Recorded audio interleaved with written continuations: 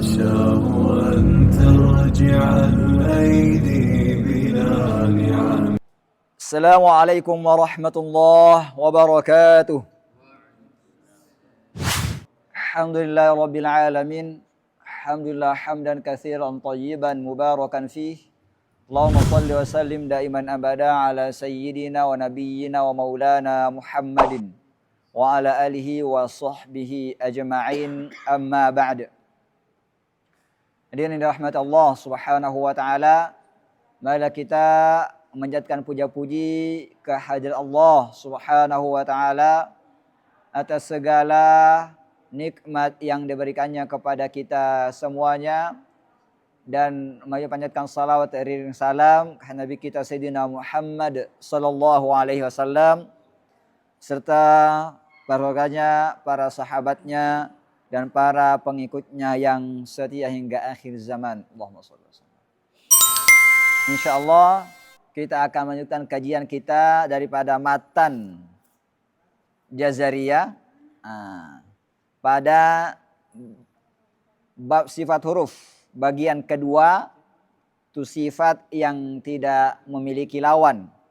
Qala al-Imam Ibnul Jazari rahimallahu subhanahu wa ta'ala wa nafa'ana Allah ta'ala bihi bi ulumihi fid darain amin.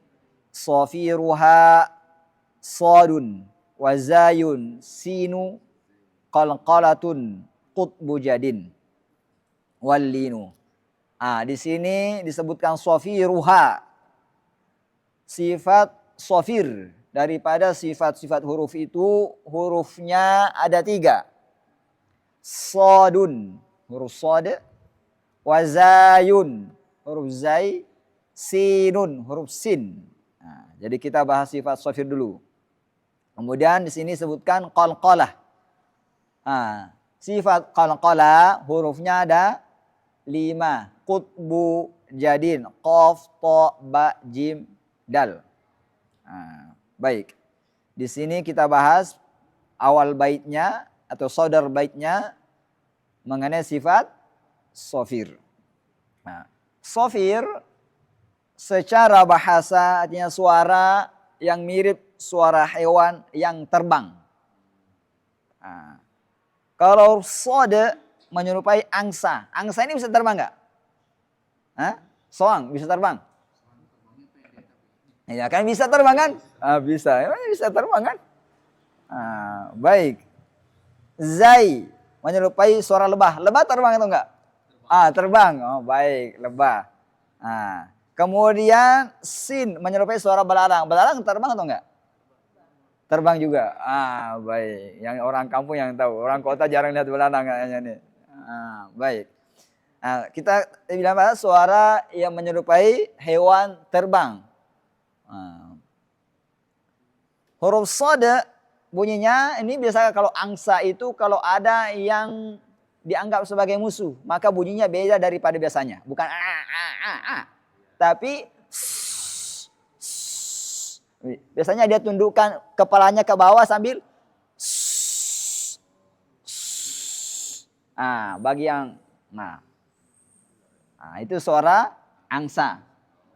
Tapi jarang didapati kecuali ada yang dianggapnya sebagai lawan. Angsa marah. Angsa marah. Maka suaranya begitu. Kalau enggak suaranya seperti aing. Itu. Tapi bukan itu yang dimaksudkan di sini. Suara yang tadi itu. Baik. Kemudian huruf apa lagi? Zai, suara lebah.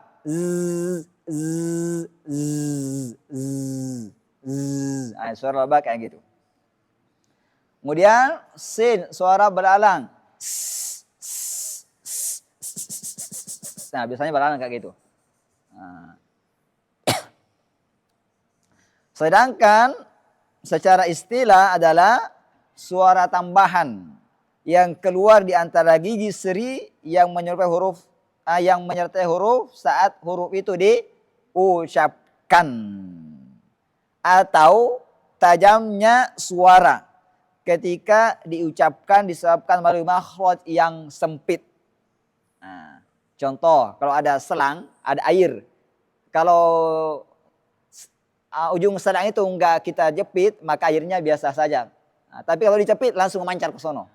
Nah, keras. Nah, maka di sini karena melalui jalur yang sempit kan, nah, maka sama dengan suara ini. Nah, maka tajam suaranya karena melalui jalur yang sempit. Nah, begitu. Nah, kemudian saya contohkan ini. Ada 3 hurufnya, sin, shad, dan zai. Nah, yang pertama sin. Saya contohkan dari urutan sukun, bertasdid, fathah, dhamma, dan kasrah. Nah, nggak ada di buku. Nah, sekarang huruf sin yang pertama. Nasta'in. Nasta'in. Kemudian yang berharakat tasydid. Was-sabiqun. Kemudian sin. Fathah. Salam. Kemudian yang berharakat dhamma. Ar-rusul. Ar-rusul. Kemudian kasrah. Wasi'a. Wasi'a kursiyuh. Oke, sampai situ aja. Kemudian shad. Yasla. Jadi di sini harus perhatikan, ya tidak boleh tebal. Yang tebal hanya shadnya saja dan ada sifat shafirnya. Yasla. Yasla. Oke. Kemudian yang bertasydid. Was-shadiqin. Was-shadiqin. Dan yang berkat fathah. Sabara. Sabara. Kemudian yang berkat dhamma. Suhufa. Suhufan mutahharah. Kemudian kasrah. Yubasirun. Yubasirun. Kemudian zai. Bilhazl. Nah, ini di sini zai harus terbaca dan lam setelahnya harus terbaca. Tidak boleh hilang. Nah, bilhazl. Kemudian yang bertasydid az-zakah. Kemudian fathah yazalun. Kemudian dhamma zura. Zura. Kemudian kasrah al-aziz. Nah, jadi jelas ya. Nah, kesalahan saat melafalkan atau membaca huruf shafir adalah tidak menambahkan sifat shafirnya. Contoh, nasta'in. Kalau kurang nasta'in salah. Harus nasta'in. Nah, apalagi ini. Oh ya. Bukan itu di shad. Yasla. Nah, kalau dipersingkat yasla, nggak ada shafirnya kan? Tapi shadnya sukun ya yasla, tapi nggak ada. Nah, kurang, salah ini. Yasla. Yasla. Nah, baik. Zai contohnya bil hazl. Jangan bil hazl. Hazl. Enggak. Bil hazl. Nah, udah jelas? Nah. Kemudian yang kedua, kesalahan yang sering ini adalah memoncongkan atau memonyongkan atau mencucukkan bibir dengan alasan sifat shafir ketika membaca huruf shad. Saya pernah ketemu orang kayak gitu. Nah, dia bilang, Ustaz, ini kan shafir itu kita seperti apa? Bersiul. Nah, itu kan saya bilang huruf shafir itu 3. Bukan cuma shad saja. Ada sin, ada zai. Kalau Bapak menyebutkan huruf zai gimana? Huruf sin gimana? Enggak monyong kan? Ya udah sama. Huruf zai monyong enggak? Enggak juga. Ya sama berarti. Enggak ada pengaruhnya berarti. Jadi 3-3-nya ini huruf shafir ada 3. Jadi jangan alasan huruf shafir baru monyong. Enggak. Karena ada 2 huruf shafir yang lain. Yang sin, yang zai tidak dimonyongkan. Berarti huruf shad harus ikut. Tidak monyong juga. Berarti enggak boleh yasla. Yasla sama dengan nasta'in, sama dengan bilhaz. Oh, baik. Udah, sekarang pindah ke qalqalah. Qalqalah secara bahasa artinya goncang atau bergetar. Ketika ada orang masak atau berkemah atau naik gunung, kalau mau masak biasanya memakai peralatan alam, biasanya ambil apa? Batu 3, kemudian dipakai di bawahnya itu. Kayu bakar, dikasih kayu, dibakar. Kalau airnya sudah matang akan bergoyang gini. Bergoncang kalau sudah mendidih. Itu namanya qalqalah. Taqalqalal kidru. Bergoncang, bergoyang. Tapi sekarang nggak bergoyang lagi karena tungku, dipakai tungku penahan. Tertahan, nggak bisa bergoyang-goyang. Airnya doang yang bergoyang di dalam. Baik, itu cara bahasa. Kemudian secara istilah adalah bergetarnya suara saat mengucapkan huruf sehingga didengar padanya bunyi yang kuat. Hurufnya ada 5, qutbu jadin. Qutbu jadin. Qaf, to, ba, jim, dal. Ini artinya kakeknya seorang kutub. Ini adalah istilah sufi, kutub. Artinya orang yang dekat dengan Allah Subhanahu wa taala dengan cara apa? Menjauhi kemaksiatan, memperbanyak ibadah. Jadi salah satu ciri sufi adalah jauh kepada kemaksiatan. Apabila ada orang yang meninggalkan sholat mengaku sufi, jangan anggap dia sufi. Mengapa? Karena dia melakukan kemaksiatan. Sedangkan salah satu cirinya sufi itu adalah harus taat kepada syariat. Kalau ada orang sufi seperti film apa tuh? Walid. Itu film yang salah. Mengapa? Karena dalam syariat itu melarang berzina. Jadi kalau ada orang mengaku sufi kemudian melakukan perzinahan, maka itu bukan sufi karena melanggar syariat. Untuk mencapai derajat yang tinggi itu harus dengan susah payah menghindarkan diri daripada bujukan hawa nafsu. Itu namanya kalau wali itu memperturutkan hawa nafsu itu. Ini itu film yang salah ya. Di sini qutbu jadin artinya ini saya tanya maknanya kepada Syekh Nabil. Artinya kakeknya seorang kutub wali. Gitu. Kutub. Kutub. Baik. Kemudian kalau di Indonesia apa? Baju di toko atau di toko baju.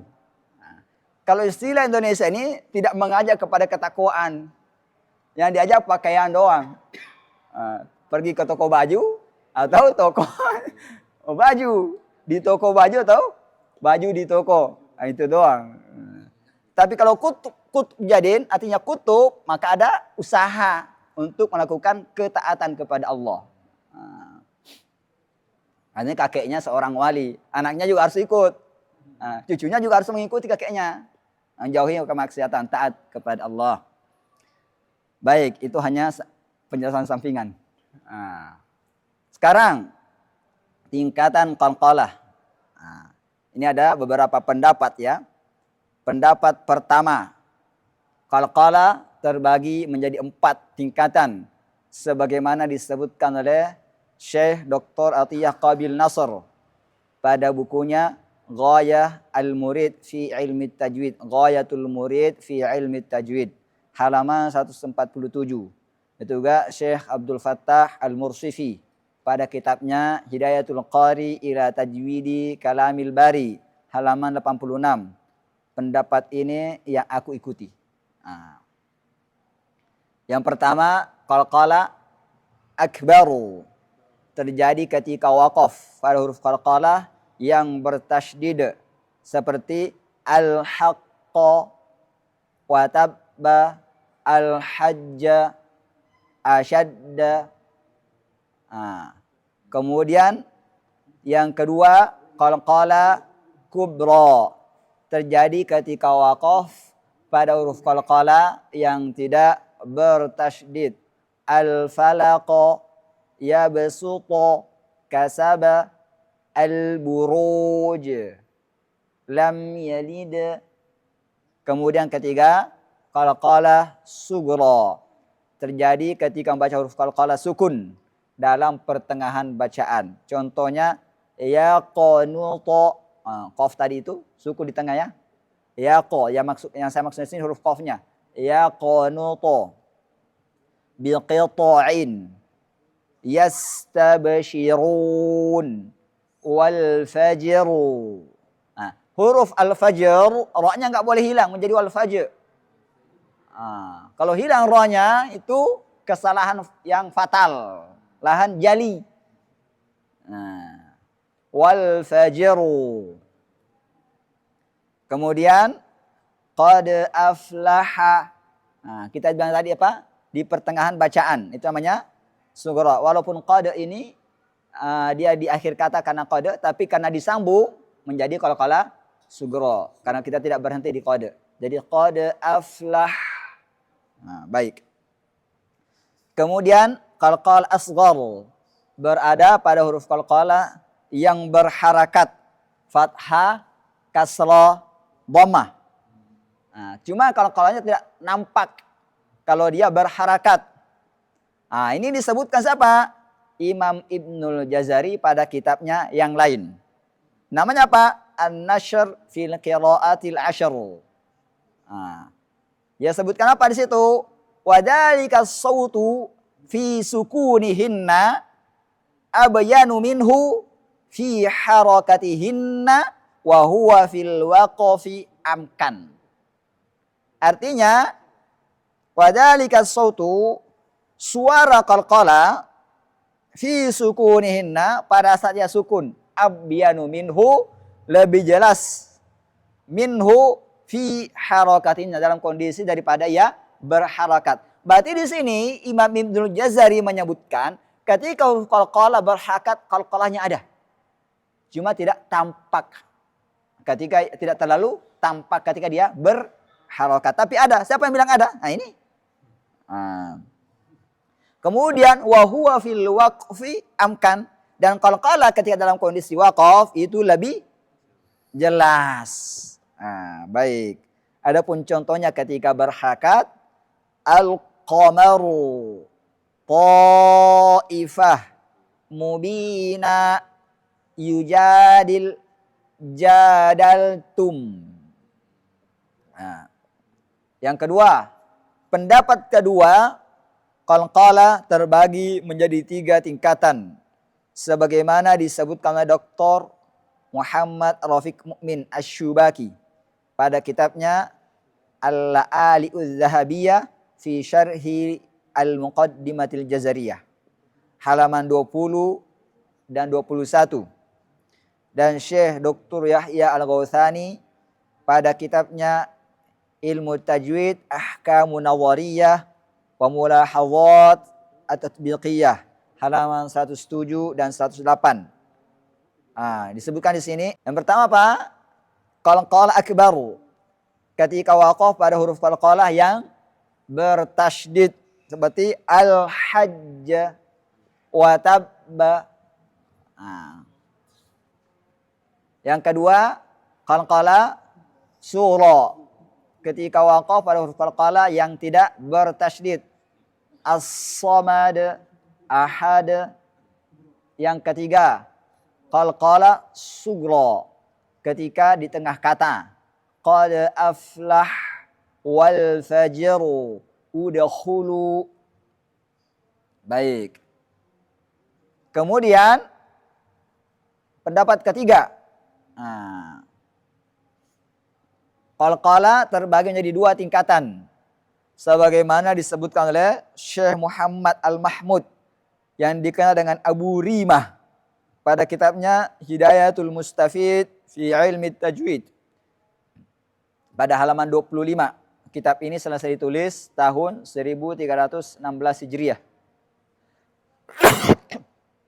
Dan Syekh Dr. Aiman Suwaid pada kitabnya At-Tajwidul Musawwar.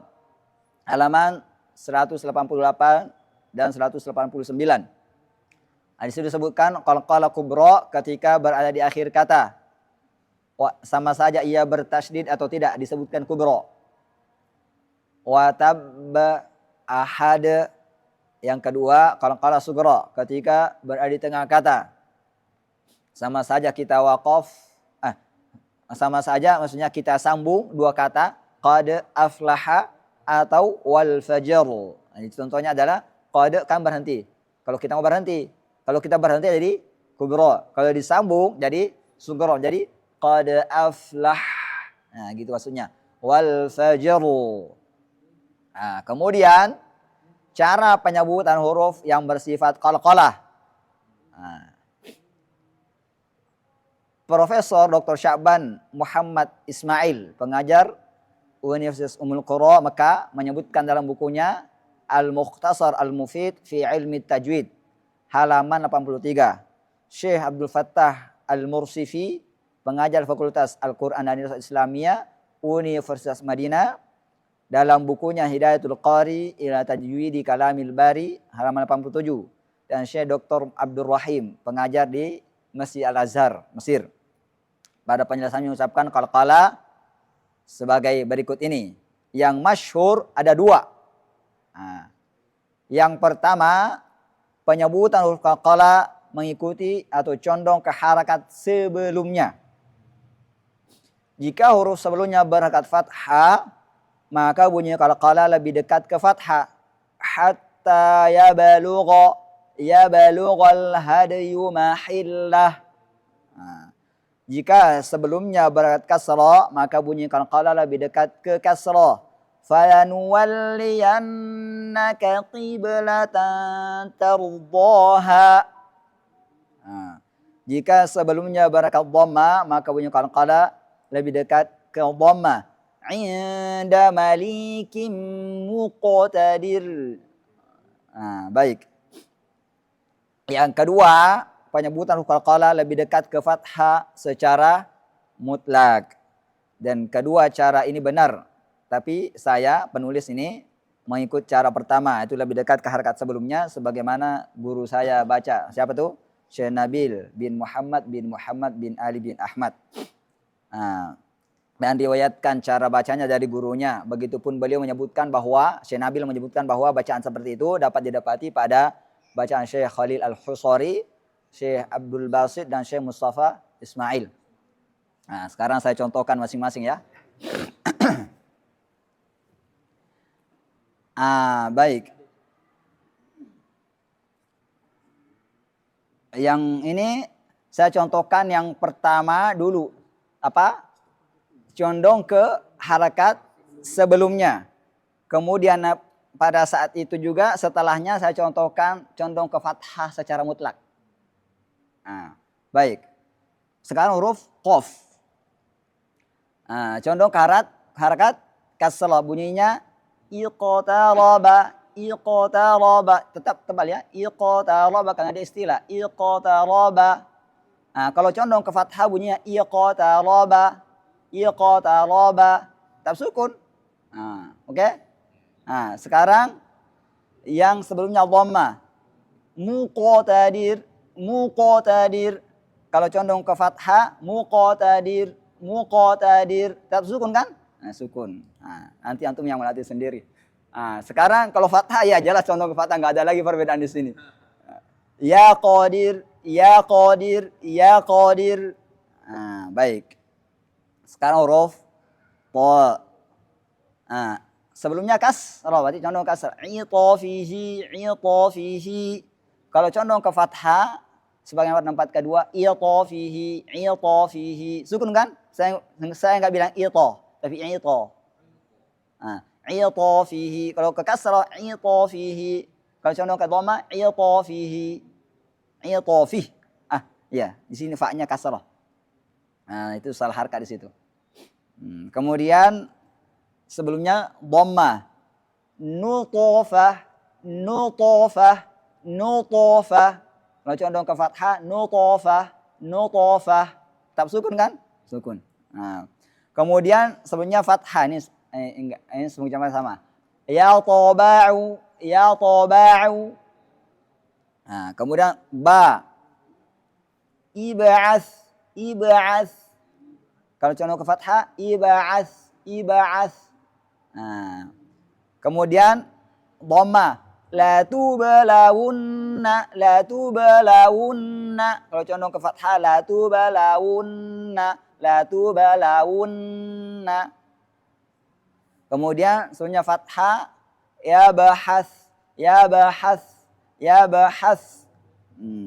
Kemudian jim, ijtabah, ijtabakum, ijtabakum. Nah, kalau condong ke fathah, ijtabakum, ijtabakum, ijtabakum. Kalau sebelumnya kasrah, condong ke kasrah, ijtabakum. Bunyinya beda, tapi sama-sama sukun, bukan ija, bukan iji. Nah. Baik. Kemudian sebelumnya dhamma, yujaba, yujaba, yujaba. Tetap apa huruf jimnya tipis, nggak boleh tebal. Yujaba, yujaba. Kalau condong ke fathah, yujaba, yujaba, yujaba. Nah, kalau sebelumnya fathah, ini sama. Wajtanibu, wajtanibu. Kemudian dal. Lam yalid, lam yalid. Kalau condong ke fathah, lam yalida, lam yalida. Nah, kalau ke jika condong ke kasrah, lam yalid, tapi bukan lam yalidi. Lam yalid. Kalau ke fathah, lam yalida. Beda kan? Beda bunyinya. Kemudian yang dhamma, wal budana, wal budana, wal budana. Kalau ke fathah, wal budana, wal budana, wal budana. Kemudian sebelumnya fathah. Ya da'un, ya da'un, ya da'un. Baik. Nah, bisa diputar berulang-ulang nanti. Atau ada di YouTube saya itu ada penyebutannya kalau antum mau dengar langsung Syekh dari pengajar Al-Azhar, Syekh Abdul Rahim. Ada itu. Tinggal cari di YouTube saya pengucapan qala-qala Syekh Abdul Rahim. Ada itu. Kemudian berikutnya wallinu wawun wayaun sakana wa fataha ma qabalahuma. Sifat lin hurufnya ada dua. Waw dan ya sukun yang berada setelah huruf berharakat fathah. Baik. Alin secara bahasanya lunak. Secara istilah adalah pengucapan huruf dengan lunak ketika huruf itu mati dan huruf sebelumnya berharakat fathah. Khauf, bait. Jadi tidak boleh tertekan khauf. Tidak boleh bait. Nah, karena kalau lunak khauf, itu kan lunak artinya. Khauf, bait. Nah, hurufnya ada dua, waw dan ya. Kemudian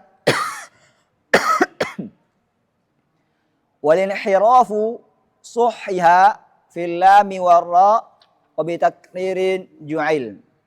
Al-inhiraf. Nah, bahasanya membelok atau condong. Nah, kalau begini lurus, kalau inhiraf begini. Belok atau condong. Sedangkan istilah adalah membeloknya suara karena alirannya tidak sempurna disebabkan jalan keluarnya terhalang oleh lidah. Hurufnya ada dua, itu huruf lam dan huruf ra. Nah, pendapat ini yang kuat menurut Syekh guru saya, Syekh Nabil bin Muhammad bin Ali bin Ahmad. Adapun pendapat yang menyebutkan bahwa sifat inhiraf adalah condongnya huruf dari ke makhraj saat diucapkan hingga ke makhraj lainnya, maka pendapat ini lemah menurut beliau. Maka kalau di sini kita lihatkan gambarnya mudah kan?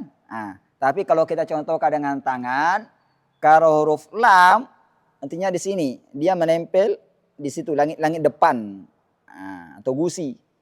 Maka di sini suara yang keluar melewati samping kanan kiri, berarti di sini ke sini. Dari sini berbelok arah ke sini. Itu namanya inhiraf, tidak lurus. Dia membelok kemana? Ke samping. Condong ke samping. Itu namanya inhiraf. Di huruf apa? Lam. Nah, kalau di huruf ro, sama tadi makhrajnya. Cuma kalau huruf ro kan ada getaran ujung. Lam nggak ada. Maka ketika huruf ro bergetar, suara melalui salah getar itu. Maka di sini kalau kita gambarnya mudah kan? Kalau kita umpamakan dengan tangan, maka di sini dia dari si awal sini berkumpul ke tengah. Dari awal sama, kemudian berkumpul ke tengah. Dari tengah tempat getarnya nanti itu di sini, akan keluar suaranya. Jadi inhirafnya ke dalam, ke tengah. Kalau lam, inhirafnya ke samping. Baik. Jadi mudah kan? Itu ada gambarnya situ. Ketika bergetar di situ, maka keluar suaranya di situ. Baik, kemudian yang kelima at-takrir, wa bi takririn ju'il. Dan dijadikan sifat takrir yang dekat ke mana? Yang dekat di sini huruf ro. Karena yang bisa terulang ujungnya adalah ro doang, lam nggak bisa. Nggak getar nggak? Enggak. Kalau ro bisa getar. Makanya kalau orang cadel itu bukan kesalahan dia, itu kesalahan orang tuanya saat dia kecil. Mengapa? Karena dia biarkan anaknya ucapan seperti itu. Dan itu bisa dilatih. Saya pernah mengajar orang cadel, awalnya cadel dan alhamdulillah bisa berubah karena latihan. Huruf ro-nya dia bilang, "Ustaz, saya nggak bisa menyebut huruf ro dengan benar karena alasannya cadel." Baik, saya latih. Di tempat ngajarnya itu, ada belakang itu. Ada orang ustaz di belakang itu. Tempat ngajar beliau. Saya nggak usah sebutin tempatnya ya. Namanya nggak usah. Tapi kali-kali lagi. Ada dua saya dapati. Perempuan dan laki-laki. Sama alasannya karena cadel. Saya latih. Akhirnya dia terbiasa. Ini cara untuk melatih pertama ya. Karena dia nggak terbiasa. Dia nggak terlatih. Setelah itu pertemuan berikutnya saya suruh lagi. Begitu seterusnya sampai akhir pertemuan dia sudah lancar menggetarkan ujung lidahnya. Kalau sudah lancar berarti di sini sebutkan pengulangan itu cuma sekali saja. Di huruf ro, jangan Bismillahirrahmanirrahim. Itu salah. Jadi bacaannya Bismillahirrahmanirrahim. Bismillahirrahmanirrahim. Begitu.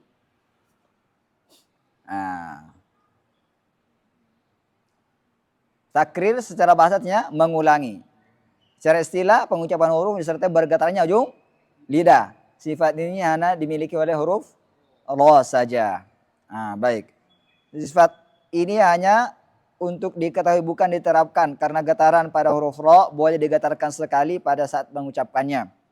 Kemudian menggetarkan ujung lidah berulang-ulang pada saat mengucapkan huruf ro termasuk lahan hafiz sebagaimana disebutkan oleh Imam Ibnul Jazari, pengarang siapa ini? Matan Jazari ya. Pada kitab yang lainnya yang bernama At-Tamhid fi ilmi tajwid hurfa. At-Tamhid fi ilmi tajwid. Beliau sebutkan di situ walahnul khafiyyu huwa mislu takririr ra'at. Artinya dan lahn khafi itu contohnya seperti menggetarkan ujung lidah berulang-ulang pada saat mengucap huruf ra. Beliau juga sebutkan dalam kitabnya An-Nashr fil Qira'atil Ashr. Pengarangnya sama, Imam Ibnul Jazari juga dalam kitab yang lain. Beliau katakan qad tawahhama ba'dun nasi anna haqiqat at-takriri tar'idul lisan bil marra ba'dal marra.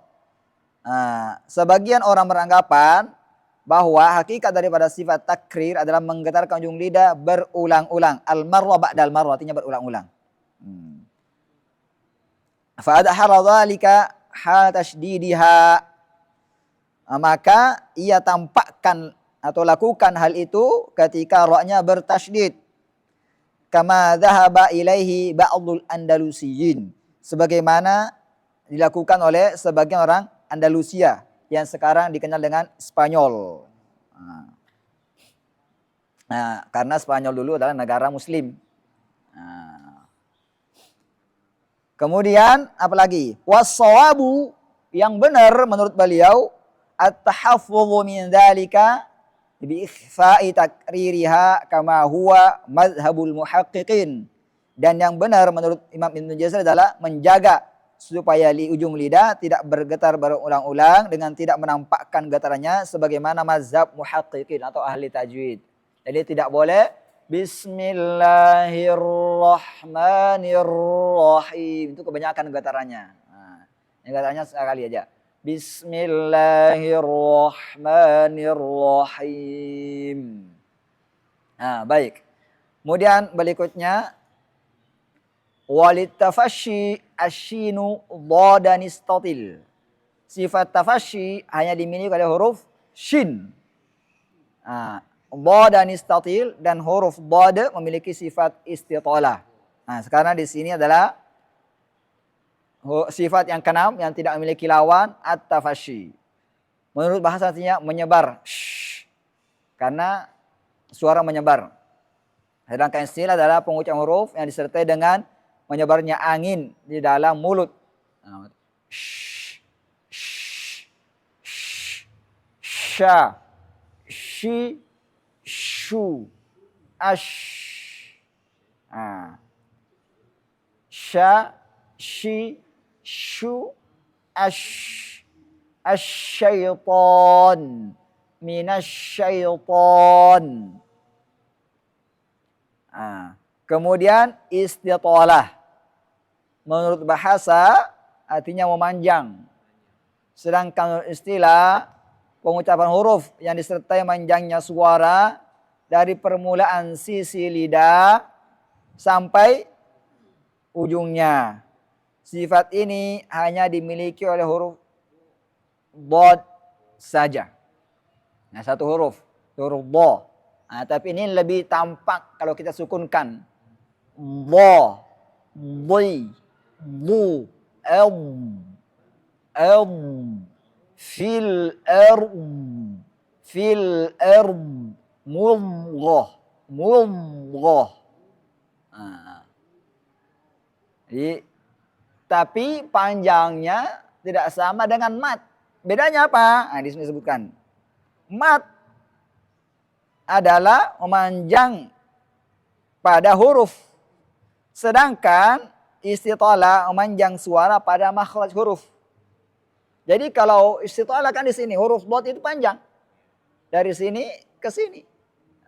Maka suaranya panjang sini. Walau dhalin fil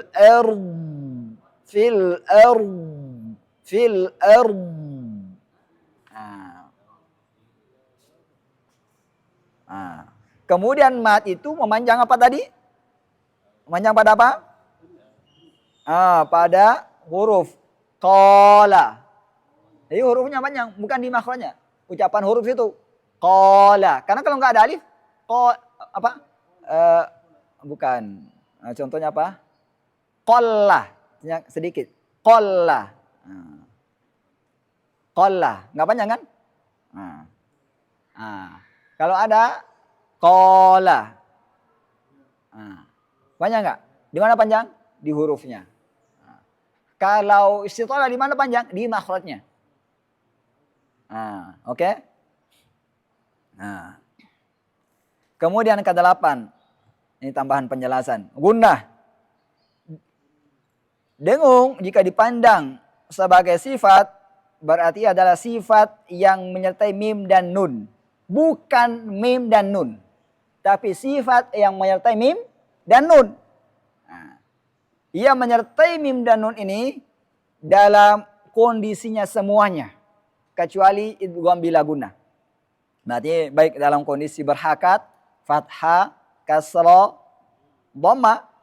Contohnya ma, mi, mu. Kalau saya tutup untuk mengetahui dengung maka bunyinya tidak sempurna.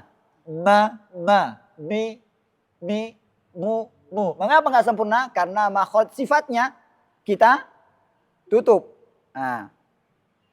Maka bunyinya ma, mi, mu. Untuk mengetahui dengungnya, untuk mempraktekkan misalnya, maka kita tutup ma, mi, mu. Bunyinya nggak sempurna kalau makhrajnya ditutup. Apalagi dalam kondisi sukun sama saja dia ikhfa atau idhar atau idgham. Jadi juga ada dengungnya. Akan tapi kadar panjang dengung atau guna berbeda sesuai dengan tingkatannya. Sebagaimana akan dibahas nanti pada pembahasan dengung. Jadi kita nggak usah bahas di sini. Nah, jadi sifat guna adalah sifat yang selalu menyertai huruf mim dan nun. Nah, tapi bukan mim dan nun. Karena makhraj mim itu di bibir. Bukan di hidung, di bibir. Makhraj nun di mana? Ujung lidah bertemu langit-langit depan yang atas. Kalau langit-langit atas ini langit-langit atas juga. Langit-langit depan yang atas nih.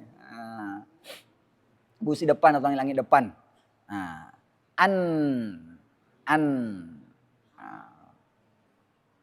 Baik. Hal ini diketahui sebagaimana disebutkan siapa? Dalam baitnya nanti. Wazhiril gunnata min nunin wa min mimin idza ma syuddida. Dan nampakkanlah atau panjangkanlah sifat dengung pada huruf nun dan mim yang bertasydid. Berarti tidak boleh kita katakan dengung adalah mim dan nun yang bertasydid. Tidak boleh. Mengapa? Tidak boleh. Karena dengung juga masuk pada sukun. Jadi kalau antum bilang dengung itu adalah definisinya mim dan nun bertasydid, bagaimana kalau tidak bertasydid? Ada nggak dengungnya? Ada.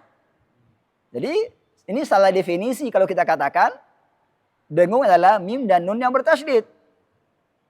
Kenapa salah definisi? Karena definisi ini menghilangkan dengung pada kondisi ikhfa, sukun. Menghilangkan dengung pada kondisi dia izhar. Menghilangkan dengung pada kondisi dia idgham diguna. Maka disebutkan dengung itu adalah sifat yang selalu menyertai mim dan nun dalam setiap kondisinya. Tapi pada kondisi yang ia bertasydid itu lebih panjang daripada biasanya. Nanti ada pembahasannya pada tingkatan dengung. Baik. Ini ada disebutkan di sini pembahasan lebih lanjut. Di halaman 58 itu ada pembagian sifat. Misalnya huruf hamzah berapa sifatnya. Nanti kalau mau catat sendiri misalnya hamzah. Berarti apa sifatnya? Cari ajidaqatin bakat. Huruf apa itu? Ada hamzah di situ. Istilah ada enggak hamzah di situ? Enggak ada? Enggak ada istilah, enggak ada hamzah. Berarti dia enggak punya istilah. Istilah. Baik, maka di sini jahar, syiddah, istifal, infita, ismat. Dan ini nanti kalau mau melatih sendiri untuk mengetahui mencari sendiri. Tapi yang paling banyak di sini sifatnya adalah sifat huruf ra, memiliki 7 sifat. Jahar, tawasud, istifal, infita, idlaq, inhiraf dan tikrar. Kemudian sifat berikutnya sifat aradhiyah. Yang kita bahas yang ada 10 sifat yang berlawanan dan sifat tambahan tadi itu merupakan sifat lazim. Termasuk qalqalah. Artinya ia senantiasa menyertai huruf tersebut tidak berpisah dengannya pada suatu kondisi apapun. Sedangkan sifat aridhah ini yang akan kita bahas ini, yang akan kita sebutkan ini, ia akan berpisah pada kondisi tertentu dan datang pada kondisi tertentu. Istilahnya datang tak dijemput, pulang tak diantar. Wah itu. Bercanda doang ya. Baik, arti datang pada kondisi tertentu, pulang pada kondisi tertentu. Baik. Sifat ini ada 11. Diringkas dan disebutkan oleh Syekh Al-Allamah As-Samannudi pada nazamannya yang disebut La'ali'il Bayan. Idharun, idghamun, wa qalbun wa kada, ikhfa wa tafkhimun wa riqqun ukhida, wal maddu wal qasru ma'at taharruki wa aydan as-sukunu wa saktu huki. Artinya idhar, jelaskan idhar artinya idhar. Idgham jelas artinya idgham, kita sudah bahas idgham, idhar juga. Wa qalbun iklab. Wa kada begitu juga ikhfa, ikhfa. Tafkhim, tafkhim. Riqqun tarqiq. Ukhida telah apa nih? Disebutkan. Kemudian wal maddu mad. Aman ini kan nggak semuanya nggak semua huruf dipanjangkan kan? Ya, datang kondisi tertentu berpisah pada kondisi tertentu. Wal qasr pendek datang kondisi tertentu. Ma'at taharruki begitu juga harakat. Fathah, kasrah, dhamma. Enggak semua huruf dhamma kan? Enggak semua huruf fathah, enggak semua kasrah datang kondisi tertentu, berpisah pada kondisi tertentu. As-sukun. Sukun semua huruf sukun enggak bisa baca huruf sukun itu. Ada sukun, ada fathah, ada dhamma. Apa lagi? Wasaktu, sakta. Enggak semuanya sakta, ada beberapa kondisi doang. Tempat doang yang sakta. Baik, huki telah dihikayatkan. Berarti ada 11 dan insyaallah kita akan bahas ini pada pembahasannya dan tempatnya masing-masing pada pembahasan berikutnya. Sampai di sini dulu. Ada pertanyaan?